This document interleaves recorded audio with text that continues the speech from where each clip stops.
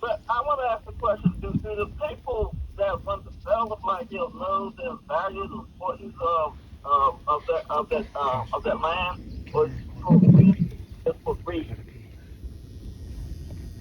Everybody get that? Can you repeat that? Uh, I said, do the people, those who want to try to sell that land, do they know the importance of that land, or just they just want to get sell it because of free? You want to answer that? You want to? He said, "Do the people of the tribe today know the importance of the Black Hills?" He said, "Yes, they do." So I don't really know the politics between the divide to.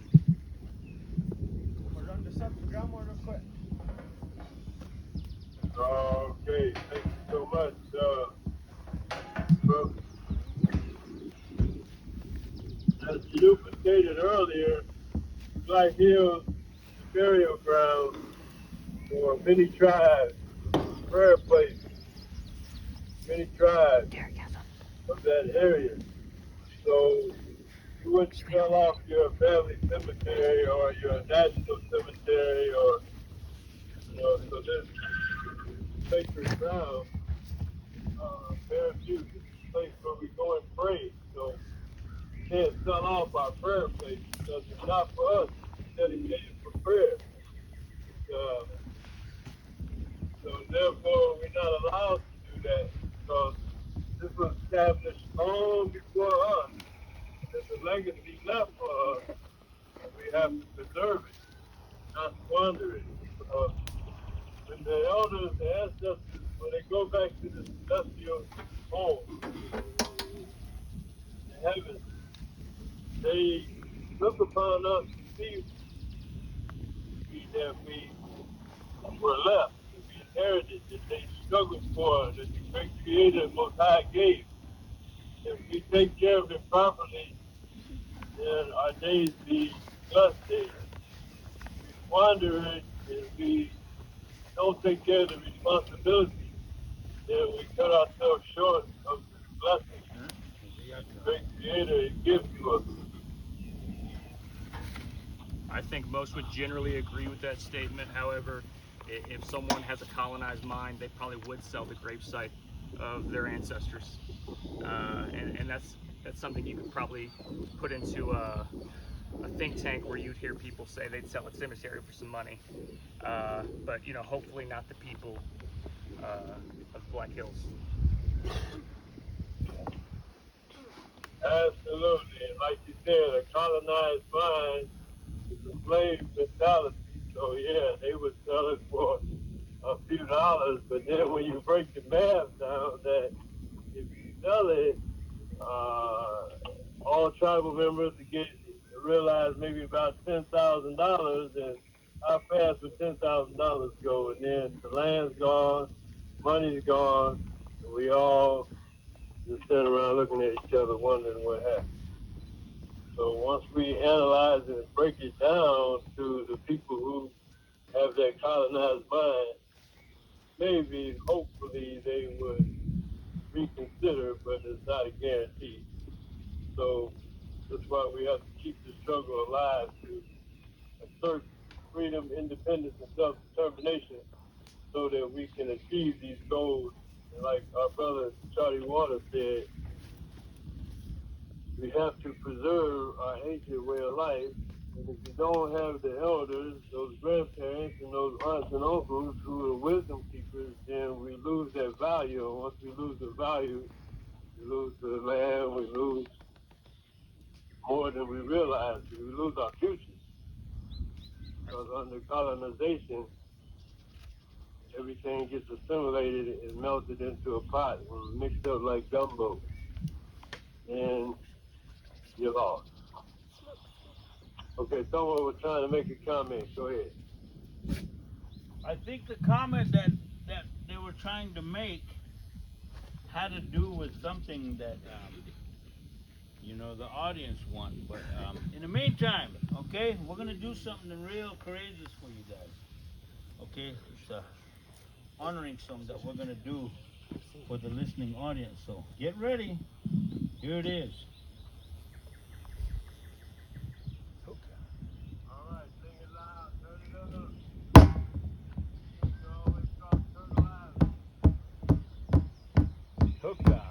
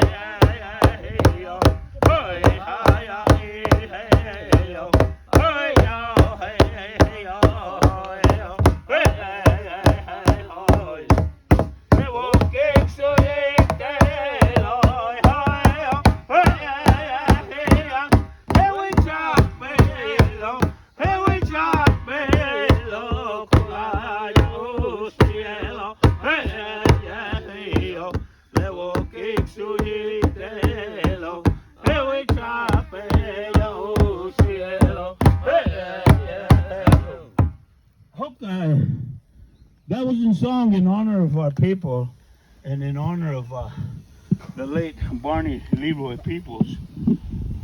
That song's been lingering in my heart ever since, I learned that his passing had so much energy in a tragic form of it. And so with all the children that said what they could. Is there any other question that the radio audience has that you might want us to answer for you? Yeah, my question is, how y'all enjoying your day? Woo! That's a beautiful one. We're all enjoying it, man, with our heart's gratitude. Everyone, give a shout out to the listening audience. Go ahead.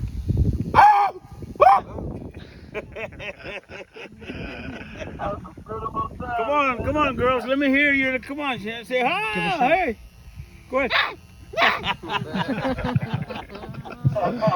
That's beautiful.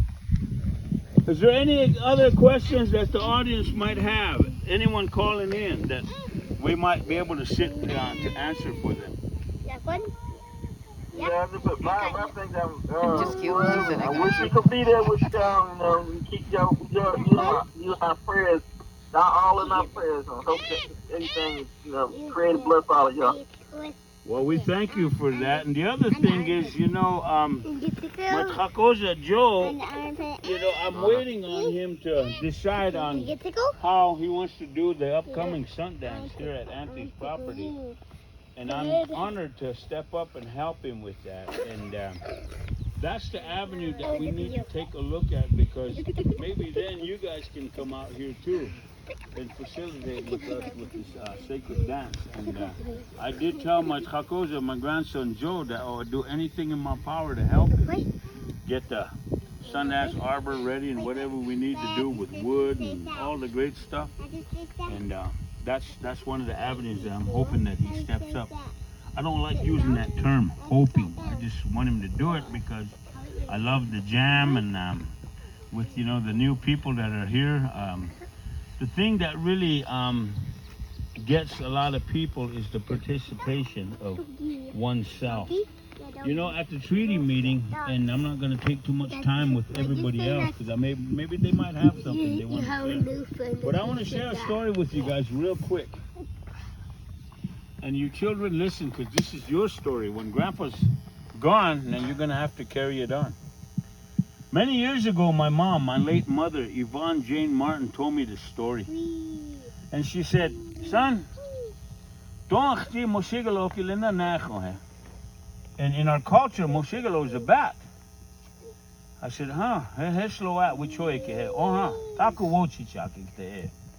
she said, maybe your grandpa told you this already, but I'm going to tell you. So Mom told me this story about the great mystery coming down to Grandmother Earth and telling her, you need to get all the animal nations together. So when I hey, one day to let talk to Oak the Ash, Manuki Chocolina, Wama Kaska, Hana, we talk to you're going to help me, my sister. We need to have the animal nations put on a gathering for themselves where they can talk about what they need to do to protect the two-legged. And so Grandmother Earth shook her earth so rapidly, man, all the animals came to a big circle. And this circle was held in our great, oxbow, which they call it in white man term, but it's called Buffalo Gap. And all these animals got together up in Buffalo Gap, and they all congregated on how they were going to share their life's value for the two-legged. All the animals that had fangs and talons, they all got together in separate areas. Ones that had horns, they got in a separate area. Some with heavy, hides on their backs, they got together. And even the birds with the sharp beaks and talons, they got together. And they start sharing their understandings with each other. So evening time starts rolling around. Meaning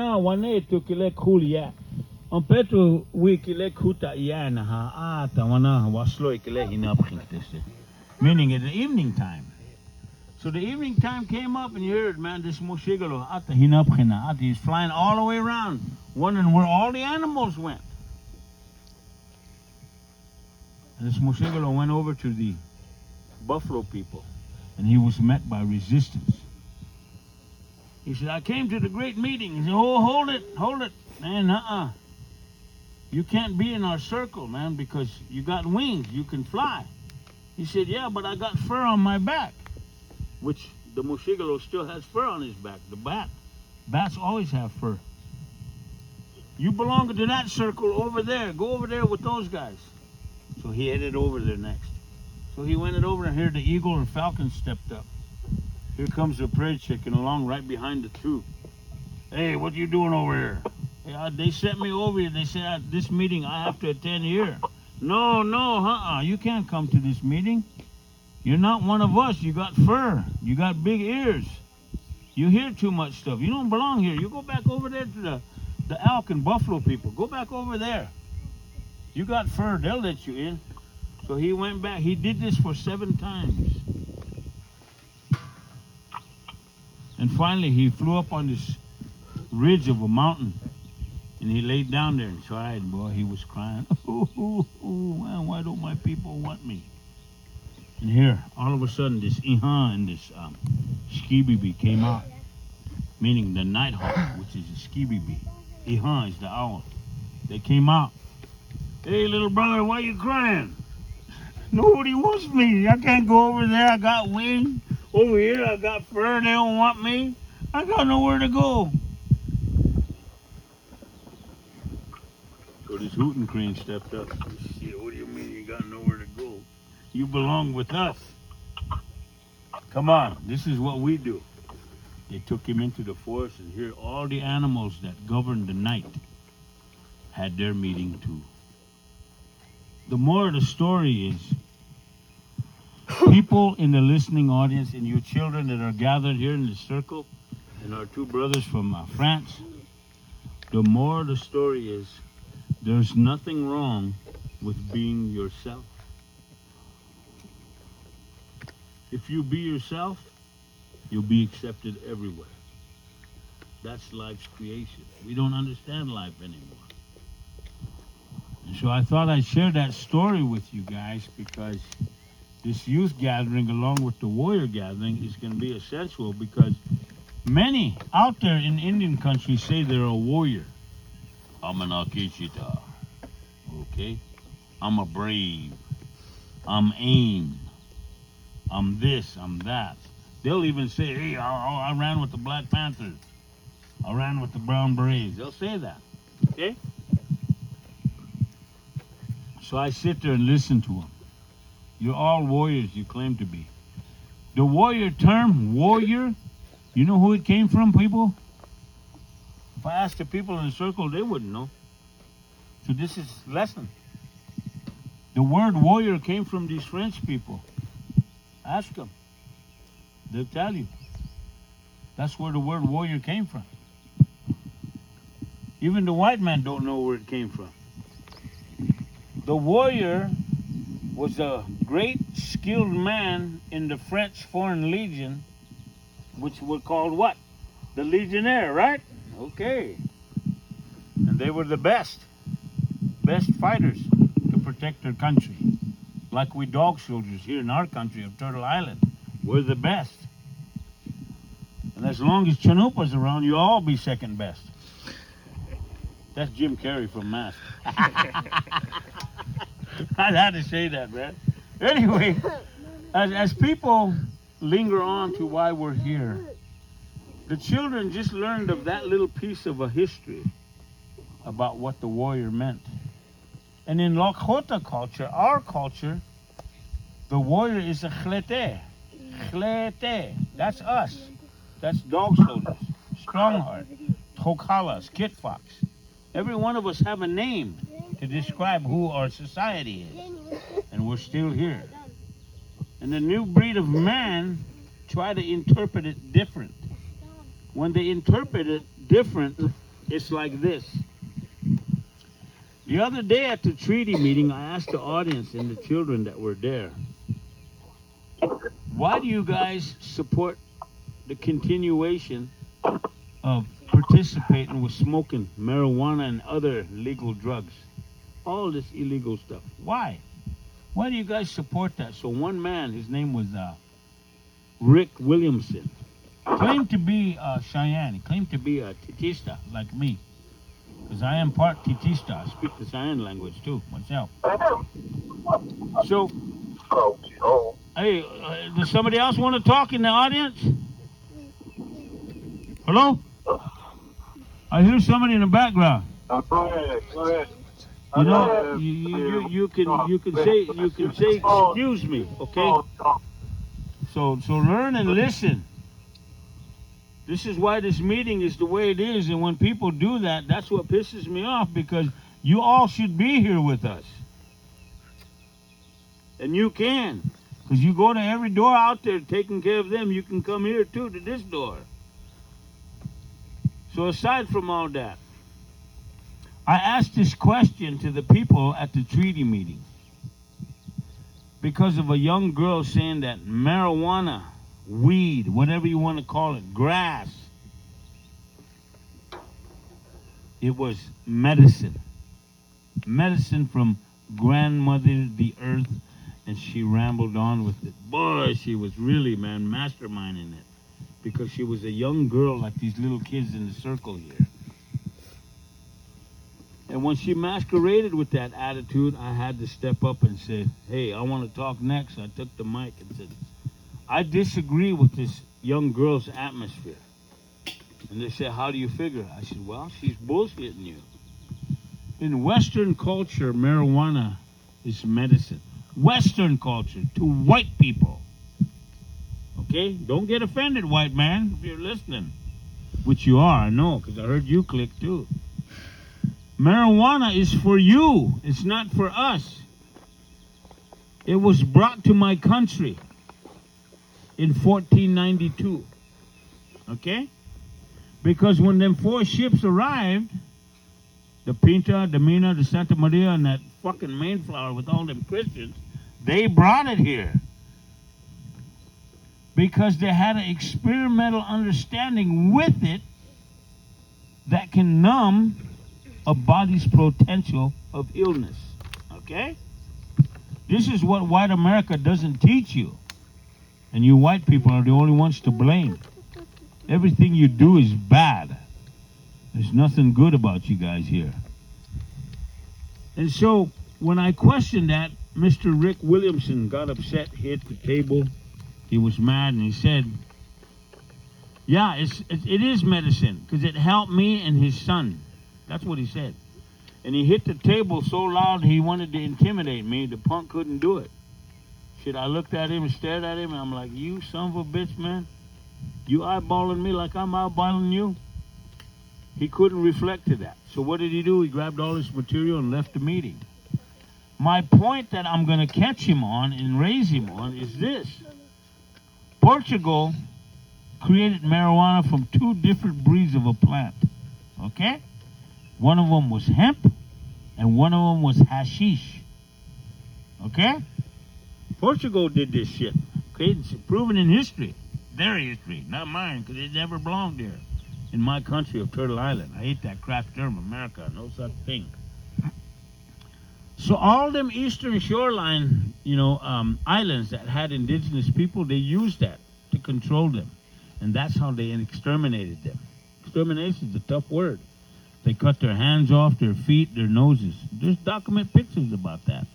What the Spaniards did, the Conquistadores did to my people. So, as I shared this piece to this little girl, it didn't come from grandmother the earth. Weed wasn't here, neither was hemp, neither than the whole shit. It was all brought here. I could take you all to the Holy Rose Mission, the Catholic Church. I could take you over there and all that ragweed is growing there. What does that tell you? In the name of their God, they have it growing there. It's all hemp, crossbred with hash, and that's how you get marijuana. Portugal called it, man, a different name.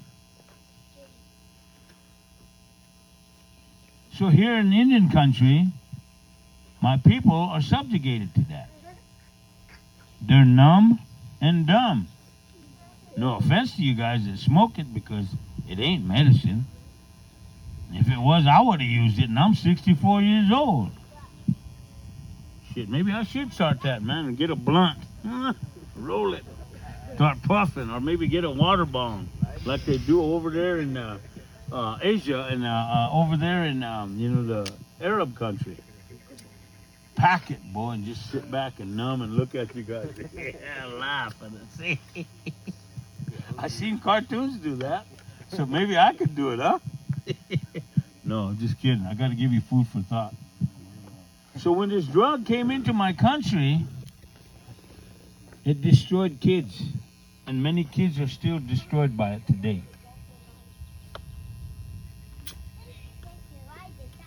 And that's the hard part. People down in Mexico, my homeland down there from the Mexica side, they did call it Santa Maria. The uses of it. They thought it was a prayer thing. No. That's over there too, because the Spaniards dropped it off over there. And it grew. In any country that never had anything to do with health criterias, these countries implanted it there. Transplanted everything. The greatest thing that Turtle Island had ever had for the indigenous people, the best medicine, people, was our Tatanka, the buffalo. There was a northern herd and a southern herd. And they were both 68 million heads strong, the north and the south herds. Imagine that. Our people were never hungry until the white man got here. So within 13 years of the great migration herds of the buffalo, they were reduced. In 13 years, they were reduced to 200,000 head. That's 1 million fucking buffalo that these people continued to take from us to drive us into starvation. This is why we warriors fought so hard, to protect our children and our elders so the legacies can grow. But today we don't talk about it. It's all written in a fucking history book. Yet alone, man, you could type it in when your brain is numb to get on Google, type in man crazy horse and you'll find it. But it's all man written, a white man written it. It's never a voice from a people. You see, that's what's hurting indigenous people today. And you listening audience that do smoke weed, and you know you do, man, don't tell me you don't. Because I'll find you too. When you look at the spiritual connection you have as a free people, Crazy Horse was a dog soldier, Strongheart, because he had a leader. His leader was No Ears, Nuche Waniche, laying over here up the road in Wounded Knee. No Ears, my great-great-great-grandfather, which this warrior society was handed down through my grandfather Roy. And I listened to the teachings of them. Did Crazy Horse smoke a blunt when he went into battle to kick Custer's ass? Yet alone at the wagon box fight, huh? Did No Ears have a blunt? Did he stop on his horseback, pull out his bag, roll it up, tell his warriors, hey, come on, man. We're going to get smoked up before we go in battle. Did they have the bullshit? They didn't have that. You see, that's how white America, man, practices and perfects colonial policies to neutralize your spirit of being free. And we dog soldiers are struggling so hard to try to remind our children and adolescent adults to back the fuck up from the reality, man, that's unfolding in them. Now let's ask this question, audience, and even you in the circle. If you pray to Allah, which is in Arabic, if you pray to God, which the term is in white man, and you pray into Wakhatchaka Kishimaneta as a Lakota, okay? You think he would ask you to smoke a blunt with him? Would he? I don't think so. You see, that's the problem. You think it's good? Yeah, go ahead. Ruin yourself. Because when your day comes and you're sitting in that hospital bed waiting to breathe, body can't function no more, you're going bathroom all over yourself, Chanupa, I want to talk to you. I can't come. because I know what your illness is. That's the unhealthy predicament of what health remedies do to a body that don't want it. Hear me, people. A body don't want that, but you give it to them. No different than alcohol being given to my people. I know, I drank alcohol. It was legal in the white world, so I bought it and drank it. But I used it to fight people because I love to fight. I was even fighting my own.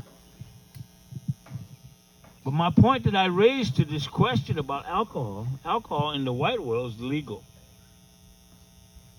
But in this circle of life, it ain't. There was no alcohol here. There was no drugs here. There was no Bible here.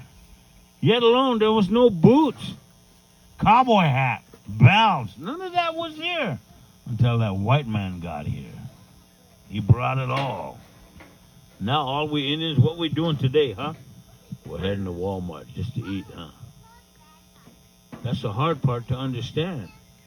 We forgot how to plant food. We forgot how to hunt. Today, our new way of planting food is getting all our buddies together and girlfriends and smoking weed. That's how you gather people together, man, to use your garden. And the warriors that are supposed to hunt and survive with the people, they ain't out there hunting. They're hunting for weed. Riding their pony, loud muffler, music blowing. Ain't even there, but they're down there. Hey, man, let's go see Jimmy. He got bags. You know that. I'm not saying that to offend you guys. I'm saying that to tell you the truth, because that's what you're doing. Don't play Indian with me, people. I struggle living in that shit every day. And the hard part is, you still allow it because you don't know how to say no when that white man tells you no every day. That's why he talks you to death. So lateral soican people have to understand one thing.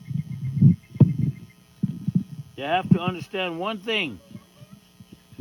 It's 3 minutes after 6, okay? Mountain time out here in the plains, South Dakota, at my Aunt Bernice's property.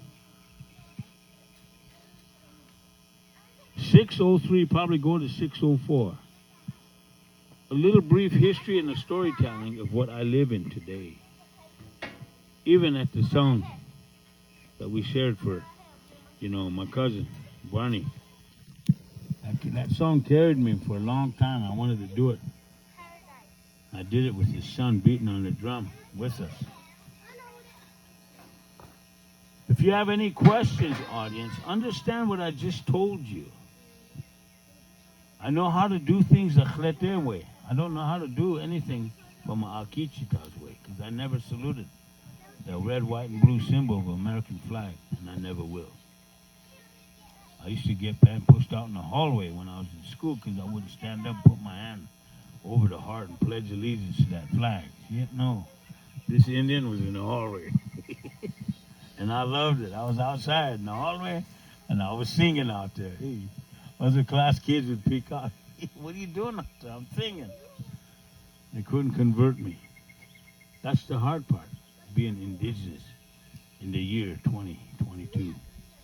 So with that, I'm going to turn it back to the radio audience and you two DJs, Jabril and Amin. Step up and ask us some more questions. You have some for the audience. And we're going to do another song. So I'm going to transfer it over to you guys. Okay, thank you. Thank you so much for that understanding. We need you guys to stand by 1 second, and we're going to ask a couple of questions.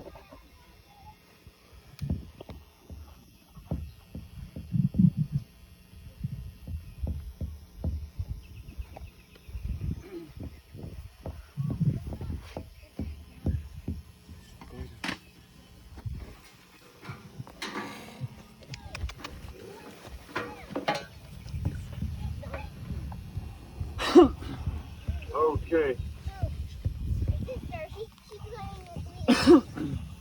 Well, this for the circle there.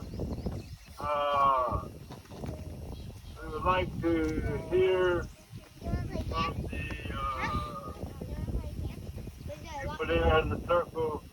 Share something with the listening audience out here all across Turtle Island, all across what they call America, and your voice is going all over everywhere now, on the internet, on the airways, and just share something just briefly from your view of life, how you view the world, how you see things, and what you think would they be a contribution for change for the betterment of yourself, for your family, and for all the people throughout the world.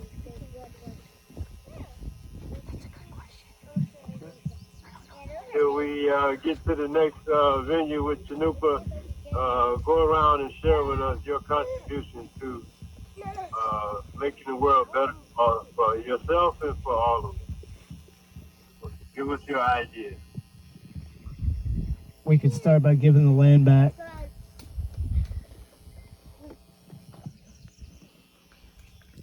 Okay, go ahead. We could start by giving the land back. Okay, start by giving the land back. And that would really put things in a whole new perspective, and that would bring a lot of to a situation globally. And rebalance a lot. Thanks for that understanding. I won't get into any names or details, but I saw some young people before Sundance with ankle monitors and not quite sober yet, getting their lives together just to dance. And to me, it was special watching them in their purification and them learning from their elders and trying to change their life through the connection of their culture. So for me, it would be getting our elders more connected with our youth and getting the drugs out of the hands of these young people. I would like maybe to share. I would like to share a story with you, a very old story. This is our first meeting with the Lakota people. Both sides. It happened in February 1660. It was winter. There was frost on the buffaloes. We were wet. We were cold, and you had met in your circle, and you began to weep on your head. You touch your heads, you touch your arms, and you were wet over your tears. And then you took off your clothes. You put grease on that, buffalo grease on that. You told us our first word in Lakota, tatanka. It's the first word we learned. And also masa, which means iron. Masa wakan, which means rifle. And so we were completely naked. You painted in red. And then you gave us very nice black fur. And you welcomed us close to the fire. And we said that we were relative from now on, but your enemy, we said, that your enemy would be our enemies, and that they would fear, they would face our fury. And we had brought gifts on the four sides of your world. We had brought a rifle on the west, and we say we're bringing you rifles because we admire people who are fighting for their freedom. And then we brought big iron cauldron to the north, what we call in our language chaudière, which was a cauldron to cook meat. And we said we are bringing you cauldron because we will always remember you as our parents. And then in the west, in the east, we brought knives, because in our tradition, bringing knives means offering friendship. And in the south, we offered red paint and little mirrors made of tin, to thank you for your generosity for having welcomed us in our country. And then you offer us a feast which lasted 7 days. So it happened in February 1660, and we still remember that. The fire is still eating our hearts, and the feast is still feeding our soul. So it's a very old story, but it has been recorded in the archives, and the French people remember that.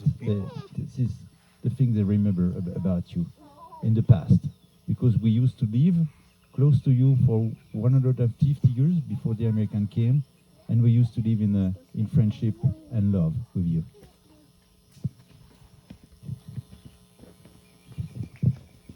Anyone else?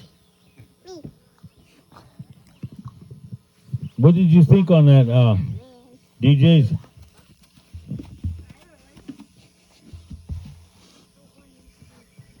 Hello? Anyone home? Yeah, we hear you. I mean, that was good. We think it's a very beautiful story. That, like you said, a very ancient story. But the thing about it, it was passed on from history. That's good, because a lot of history get lost. And by him quoting that story, still alive. Earlier I told people to get on this radio show, and they know, but because, getting caught up in Western culture's behavior, the atmosphere is empty. And I tell them all the time to get on these shows and voice your issue and concern and share a heart's, felt story of pain and agony, whatever you experience. And the hard part, people can't do it for the sake of what needs to be done. And so we try to make that more or less as an opening, sentiment for all of you in Indian country. Because this show is yours. That's why it's called the Indigenous Voices of People. And so, we try to get the listening audience to say something. But, that's the problem. You all want to call me and talk. I don't want to talk no more. I want you guys, man, to produce some kind of answer that allows you to share what you see and witness in Indian country. It's at the top of the hour of 13 minutes after 6. And tomorrow's another day. You see, they're so caught up with Western culture's holiday, they don't give a shit about people. Well, fine, I don't need to give a shit about you either. That's the case you want to be, because you want to use white America's privilege to be a social, pandemic of life and celebrating a fake holiday. Well, go ahead. That's why I ask you people to come in all the time. Come on, get on this show. It's not about Chanupa, it's about you. You need to step up and do it. We try to call everybody. A spiritual man was supposed to come today, named David Swallow. But again, that's twice he gave me the go-ahead that he was coming. Well, fortunately, we ain't here when he comes. That's the hard part. So with this, we're going to do something again for you guys, okay? Listening audience. All right? Come on, talk to me if you're going to call my phone. You called my phone? Yeah, I called you and I told you to get on the radio show. Oh, it's on now? Oh, come on. I got to go, man. The show's on. See? Western culture does that to Americans. And I'm glad I ain't one. Woo! That Indian boy has to say it that way, huh? Okay, let's do this song for Auntie and the foundation and why we're here. Okay.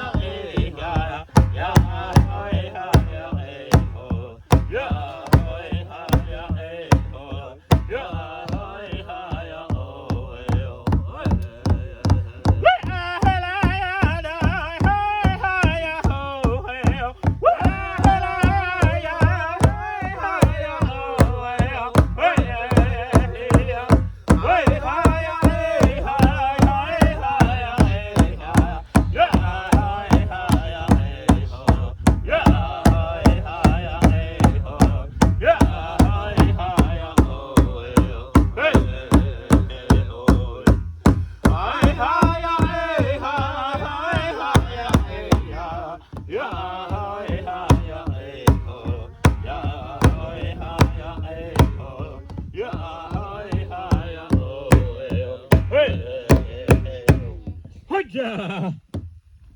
You like that? Out there, Indian country. Woo! These boys, man, gave me that spark. Man, I had to share it like that for Auntie.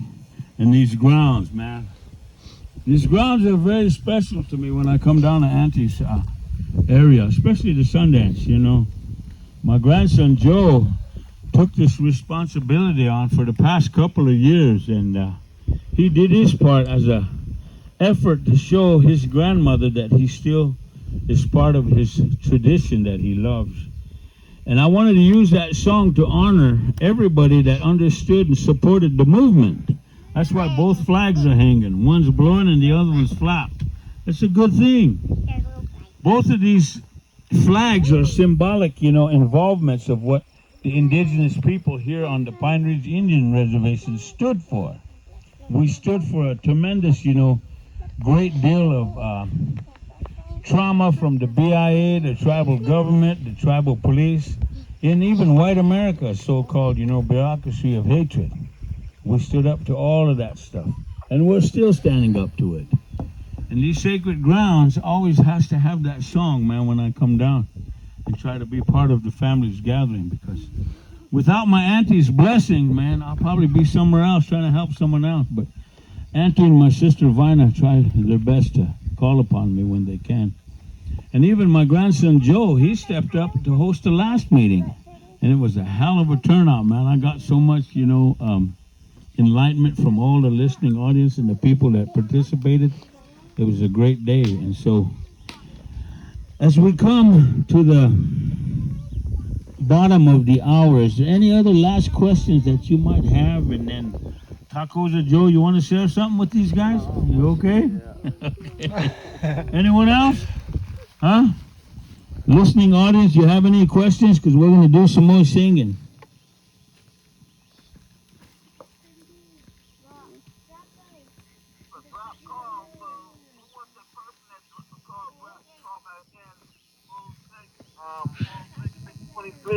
Call back in because you called back. So come back in. You don't have long till, so call back in. Come on, folk.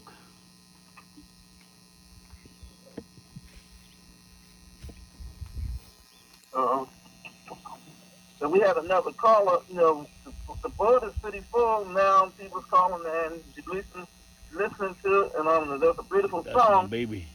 That's very good. My baby. Oh, cute. My baby son. I'm still making them. Yeah. Shit, that's my baby, my talks. Male or female? He's a male. Hombre, boy. Fix him or is he? Hell no. I'll keep him Get the a way puppy, he is, let me man. know. Yeah.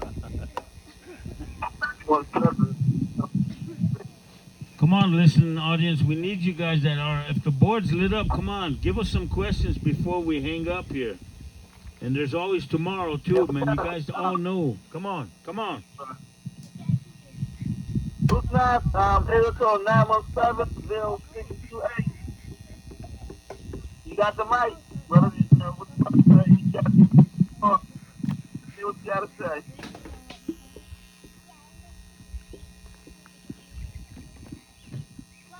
Hello? 917-0. Go ahead. We can hear you.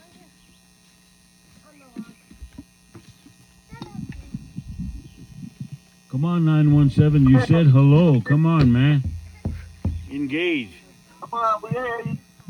Okay, come I'm on. not too sure if anybody can hear me, but They can hear you. They can hear you. They can hear you. Okay, we can hear you real clear. Say what you got to say.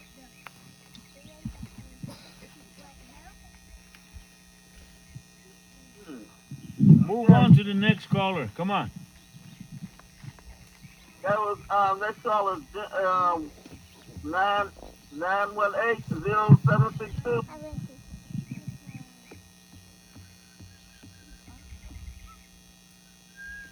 That's okay. We got another okay. 917-0623. You just come on. We heard you last time. We hear you loud and clear. Come on in. Hello? Yeah, we hear you. Go ahead. Go ahead. We can hear you. Hi, my name is Brooke. I'm from New York City, in Monte Lenape territory. I'm one of Chanupa's nieces. So sorry about before. I just muted when it got switched in, so I couldn't hear anybody. But I can hear you guys now. Okay. That's good. Okay, we can hear you. Go ahead. What you gotta say? You got anything else you wanna, add on to the show while you got the mic? No, I'm just hearing support for right now. I came in pretty late, but definitely going to continue to support. Make sure I'm on earlier so I could pay attention to the conversations and be able to contribute and support more. But just hearing support. That's a good thing. That's really good. Appreciate your support and your participation. Appreciate it. Next number. That's it. That's the only number. She's the only one on here. Okay. We got I got a text message from Jenny. She's in Helena. I think she went to go pray to a porcelain god. A white god. A porcelain white god. Sad, man. Anyway, well, as we come down to the bottom of the hour, man, we're going to close with you guys another song. And we're going to do this song. And it's going to be my grandson Johnny's song that he left us here a couple months back or a month ago or so. And we're going to do his song to enlighten the crowd that, hey, we dedicate this song to people that lost loved ones. And this is his song. So here it is.